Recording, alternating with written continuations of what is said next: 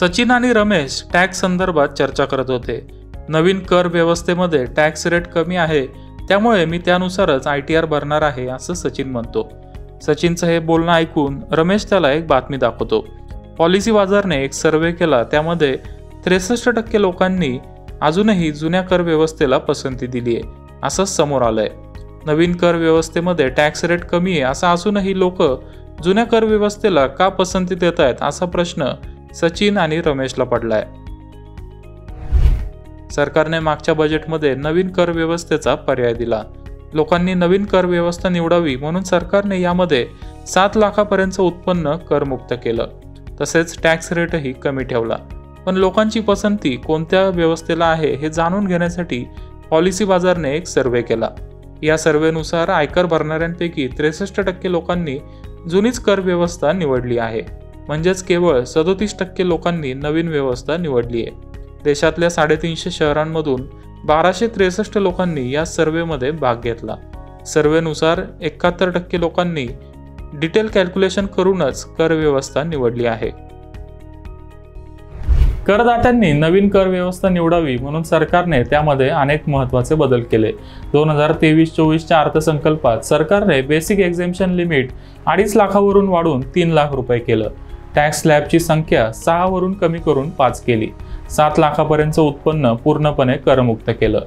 पगारदार लोकांसाठी 50,000 रुपयाचं standard deduction दिलं। मग एवढ्या सवलती देऊन देखील लोक अजूनही जुन्या कर व्यवस्थेला का पसंती देत आहेत हा प्रश्न अनेकांना पडलाय। लोक नवीन कर व्यवस्था निवडायला का तयार नाहीयेत आणि आपण नक्की कोणती कर व्यवस्था निवडली पाहिजे अशा महत्त्वाच्या प्रश्नांची उत्तरं आता जाणून घेऊया। इन्कम टॅक्स रिटर्न भरणाऱ्या लोकांची संख्या सातत्याने वाढतीये। 2022-23 या आर्थिक वर्षात 7,40,00,000 जास्त लोकांनी ITR भरले होते। अर्थ मंत्रालयाने डिसेंबरमध्ये संसदेत दिलेल्या माहितीनुसार यापैकी सुमारे 5.16 कोटी लोक असे आहेत ज्यांचे कर दायित्व शून्य होते, म्हणजे केवळ 2,24,00,000 लोकांनीच कर भरलाय। सरकारने 2020-21 या आर्थिक वर्षात नवीन कर व्यवस्था आणली। सुरुवातीला टॅक्स रेट कमी ठेवण्यात आला होता, मात्र नवीन कर व्यवस्था समजायला खूप अवघड आहे असं लोकांचं मत होतं। म्हणून सरकारने या आर्थिक वर्षाच्या अर्थसंकल्पात नवीन कर व्यवस्थेत अनेक बदल केले। हा डिफॉल्ट पर्याय असेल असं सरकारने सांगितलंय। याचा अर्थ ज्यांना जुनी कर व्यवस्था निवडायची आहे त्यांना तसं त्यांच्या कंपनीला सांगावं लागणार आहे आणि मग त्याची निवड करावी लागेल। मात्र एवढे प्रयत्न करूनही लोकांनी अजूनही जुन्याच व्यवस्थेला प्राधान्य दिलंय। पण लोकांना अजूनही जुनी कर व्यवस्था का आवडते ते आपण जाणून घेतलं पाहिजे।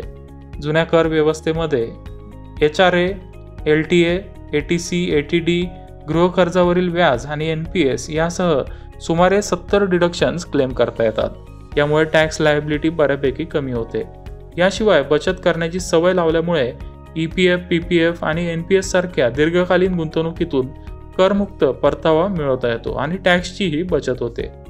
जुन्या कर व्यवस्थेमध्ये समाविष्ट असलेल्या काही सामान्य सवलती आणि कपातीबद्दल जाणून घेऊया, याचा वापर बहुतेक करदाते नेहमी करतात। सर्वप्रथम एम्प्लॉई प्रॉव्हिडंट फंड म्हणजेच EPF, त्यानंतर पब्लिक प्रॉव्हिडंट फंड म्हणजे PPF, लाईफ इन्शुरन्स यासारख्या विविध योजनांमध्ये गुंतवणूक करून सेक्शन 80C मध्ये 1.5 लाख रुपयापर्यंतचं डिडक्शन मिळवता येतं। याशिवाय NPS मध्ये गुंतवणुकीवर 50,000 रुपयांचं अतिरिक्त डिडक्शन मिळतं। अशा प्रकारे 2 लाखापर्यंतच्या उत्पन्नावर कोणताही कर भरावा लागत नाही। त्याचप्रमाणे सेक्शन 80D मध्ये आरोग्य विमा प्रीमियमसाठी डिडक्शन आहे।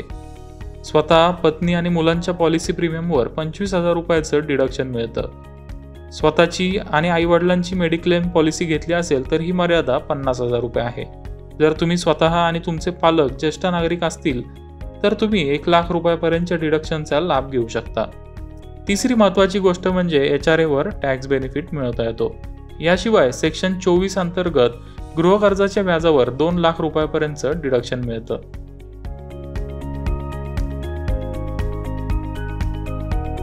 बिल्कुल मैं आपके साथ सहमत हूं। हम लोग भी अपने एक्सपीरियंस से आपको बता सकते हैं कि आज भी ओल्ड टैक्स रिजीम जो है वो पॉपुलर है। तो अगर आप सर्वे का बाइफरकेशन ध्यान से देखेंगे तो आपको मालूम पड़ जाएगा कि ये वो लोग हैं जिनकी इनकम 10 लाख से कम है, वो ओल्ड टैक्स रिजीम में रहना चाहते हैं, इंसेंटिव्स लेना चाहते हैं।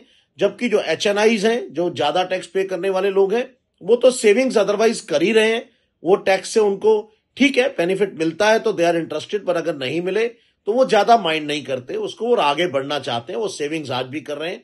तो सरकार ने बिल्कुल बेनिफिट दिया है, न्यू टैक्स रिजीम ल्यूक्रेटिव कर दिया है, तो इसका फायदा उठाना चाहिए। और मेरे ख्याल से इनकम जिसकी भी 10 लाख रुपए से ऊपर है उसको न्यू टैक्स रिजीम में एक बार कंपेयर करके चेक करना चाहिए और उसके बाद टैक्स देना चाहिए। जुन्या कर व्यवस्थेच्या माध्यमातून insurance cover, home loan, mediclaim, retirement fund यासारख्या अनेक गोष्टींमध्ये झालेला खर्च किंवा गुंतवणुकीवर कर सवलत मिळते। यामुळे लोकांना भविष्य सुरक्षित करता येतं आणि टॅक्सची बचत देखील होते। या उलट नवीन कर व्यवस्थेमध्ये आधी टॅक्स भरा आणि मग पैशाचा वापर करा असा पर्याय देण्यात आलाय। या विचारधारेला प्रोत्साहन देण्यात आलंय। लोकांनी टॅक्स बचतीसाठी गुंतवणूक न करता त्यांच्या गरजेनुसार गुंतवणूक करावी असा सरकारचा यामागे हेतू आहे। अनेक लोकांनी लाईफ इन्शुरन्स, मेडिक्लेम आणि म्युच्युअल फंड खरेदी केलेत। यामध्ये त्यांचे दरवर्षी पैसे जातात। तसेच बहुतांश लोकांचे होम लोन चालू आहेत। त्यामुळे मुद्दल आणि व्याजावर 3.5 लाखापर्यंत डिडक्शन क्लेम करता येतं।